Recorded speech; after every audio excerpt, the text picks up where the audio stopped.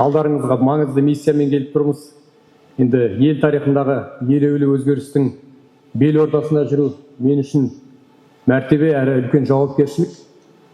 Енді кезінде арман қуып, осы Ақтөбе облысы Ойыл ауданынан шыққан жас бала арман қуып, үлкен қалаға өнер сапарына аттанған. Сол өнер саласында шығармашылықта жүргеніне міне биыл 18 жыл. Біреу үшін ол аз да шығар, мен үшін бір үлкен өмір жолы бұл деген үлкен мектеп. Қаншама тәжірибе жинадық. Осы конституция жобасында өнердің өкілі болғандықтан мәдениет саласында қандай бір өзгерістер, қандай нормалар, қандай жаңашылықтар бар екен деп зер салып, кіріспедегі мына бір сөз назарыма түсті. Яғни преамбулада мәдениет пен білім, ғылым мен инновация құндылықтарын бағдарға алып деп жазылған. Бұл дегеніміз Қазақстан Конституциясында жоғары аталған салаларды құндылық ретінде белгілеп отыр деген сөз.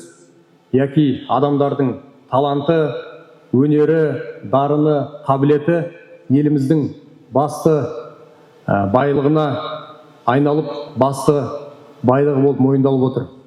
Бұл деген үлкен маңызды қадам. Мәдениет пен білім дамыса, мемлекеттің руханияты өседі, руханияты бар елдің тұғыры әрқашан биік болады. 1995 жылғы қабылданған Конституцияда Қазақстан аяғынан енді тұрып келе жатқан жас сәби еді.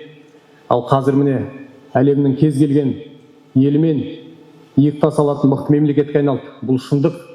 Біз осы егемендік пен тәуелсіздігімізді бағалауымыз қажет. Енді осы жерде отырған жастар бар, менің замандастарым бар.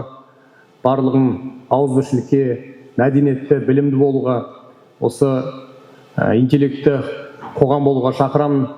Интеллект бар жерде бәрі бар. Білімде, ғылымда, мәдениетте. Сол себепті 15 наурыз күні еліміздің баянды болашағы үшін қатысуға шақырамын. Референдумға қатысу ол әрбіріміздің азаматтық борышымыз. Таңдау әркімнің өз еркінде. Алайда осы ел тарихындағы елеулі өзгеріске бірге атсалысайық. Тәуелсіздігіміздің тұғыры мәңгі биік болсын, ел аман, жұрт тыныш болсын.